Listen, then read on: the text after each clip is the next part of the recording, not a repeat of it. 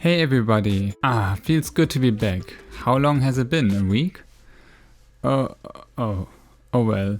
This thing seems highly inaccurate, doesn't it? Let me fix that. You may have noticed that I haven't been as active on YouTube as I would like to be. The reason for that is a rather big project I've been working on. A comic. It features Ian, the character I made a video about way back. And it's going to be a dumb boys love story that is totally worth spending all my time on. It is far more time consuming than I expected, and then convention season started and it was just hard to focus on videos as well, but I'm back on it. Although the comic isn't finished yet, working on it has taught me some time saving tricks that make working on it more efficient. So whether you're working on a comic yourself or just interested in the creation, get cozy, grab a drink and let's get into it. First up, this tutorial will focus on the program Clip Studio Paint. Over the course of working on this project, I found no other tool that had so many helpful features. I've come to enjoy them so much that I wanted to share them with you. This video isn't sponsored, but Clip Studio, if you're listening, hit me up. When I started, I struggled a lot with the question of what medium I should use. Should I go traditional or digital? As I love working traditionally, I was drawn to the thought of creating everything on paper and just scanning the results afterwards. So I did the layout sketches for the pages, all scribbled on paper, and started working. But I learned very quickly that there are some major benefits when it comes to working on a comic digitally, especially when you are inexperienced with telling a story like I am.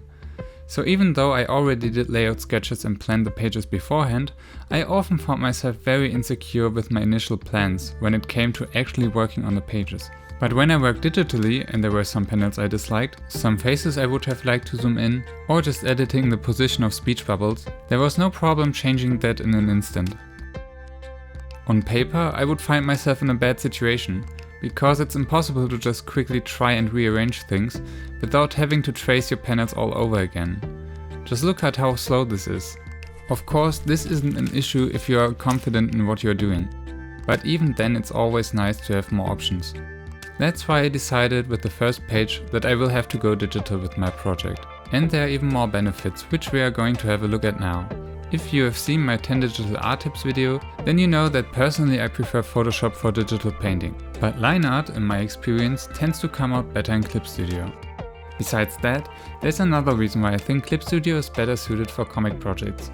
I'm mostly referring to the assets it provides. So let's take a look at the integrated 3D models. The first time I saw them, I wasn't really sure whether they'd be useful to me. Over the years I had tried working with different 3D models as references, but never really felt them to be helpful. Either the anatomy looked off or it took way too long to get the models into the right poses. So it wasn't really time saving after all. But working on the comic forced me to give them another chance. And it turns out they can be immensely helpful for drawing your character and working with new and exciting perspectives. For this page I use them for every panel. And I also use the background model, but we will have a look at those later. So how do they work? First, some basics. When you open the materials and drag the 3D model into your work area, you will notice that along come some symbols. These are buttons that are used by pressing and holding them, and then dragging your pen around. The first set of buttons manipulates the camera. The first button lets you rotate the camera freely around your model.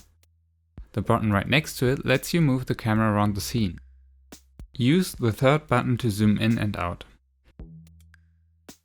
Next up are the buttons with the little cube icons.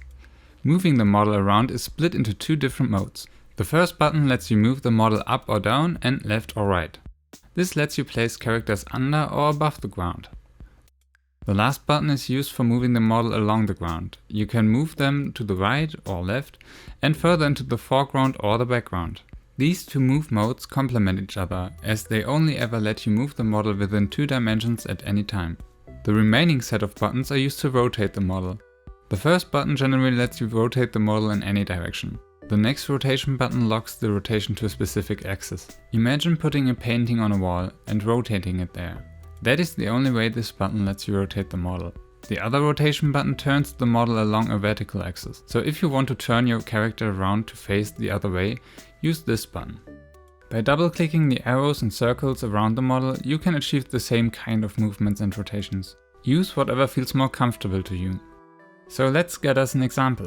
Say you want to show your character in a certain pose. Maybe he sits on a chair in a classroom. So I start with a rough sketch of what I have in mind.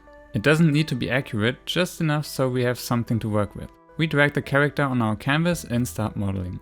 Position your model so it lines up with the sketch. Next, we start adjusting the individual body parts. Click on the body part you want to move, and it opens the options to tilt and rotate said parts in any direction. It takes a bit of practice, but you will quickly get the hang of those functions. Double-clicking shows some anchor points where you can move the limbs as a whole, or even precisely change the direction the model is looking in, which makes things a bit easier. Quite frankly though, this takes a lot of time, and as I said from the start, positioning the puppet from scratch every new panel can be very time consuming, and therefore a bit inefficient, especially when it comes to the hands. To make this process more convenient, there are predefined poses. I often find myself browsing through the catalog and just picking something that is already pretty close to what I want, so I have a base to work with. For the sitting character, I just pick the pose I like and drag it onto the 3D model. From there I can refine the pose to my liking, like changing the arms, maybe writing something. The hand gesture can be changed separately by clicking on the hand you want to edit and dragging the hand pose on it. When you are done with posing, you can save the pose for the next time. You then can use the save pose on different models that are also available. Another helpful tool are the backgrounds and objects. Unfortunately, these aren't as universal as the character models that you can use for almost any character and purpose. As you have quite a limited set here, their usefulness depends on what is available and whether it matches the scenery of your story. But still it's worth checking them out, as they can turn out to be incredibly helpful when you find the right one, as it solves some problems when working with scenery and perspective. And if you can't find what you're looking for in Clip Studio's own catalog, maybe you can find and download models made by the community in the assets section. This is where everyone can offer models and objects to download. But back to the tools we have. Since conveniently for our classroom scenery, there is a model available. The lighting is adjustable. With some backgrounds this is really necessary, because I don't know what happened here. Someone should turn the light on. The great feature of these models is that you can easily drag them on your canvas and then literally place your characters and objects in the scenery by just dragging them in as well. They will adopt the perspective of the set, and then it's just your job to get the pose and position right for your purpose. As we have already created a sitting pose, all we have to do is to drag it onto the character. Then comes a bit fine-tuning by using the position tool. Move the character through the scenery. If you notice that he floats, there's this ground button that pulls him down again. So when we have placed the character or even a few of them, we can start adding objects like books, pencil cases and pens. Just drag the objects in and set them up to your liking. You can even change the scale. Maybe you are writing a story about Sherkun, always sitting behind his first love, Senpai, but too shy to talk to him. Once you're done, all you need to do is use your work as a reference for the drawing you had in mind. How close you stick to the reference is up to you, of course. The next great feature are brushes. Similarly to the 3D models, you'll find plenty of brushes that come with Clip Studio itself, or brushes created by the community. But of course, you don't want your comic to look like it's just an ensemble of brushes. I've used a bunch of highly detailed and useful brushes for this forest scene, but it doesn't really come together nicely. There's hardly any depth, and overall it looks pretty noisy and without focus. These are all great tools and there's nothing wrong with using them, but used too excessively, they might change the perception of your work. If their use is easy to spot, they can't be unseen and it might become a distraction when the reader notices the same brush used all over the place. So when possible, I recommend to be subtle and integrate and edit them to your needs. As it always is, there are loads of different ways to do that. You can combine different brushes together, for example, but let me demonstrate that.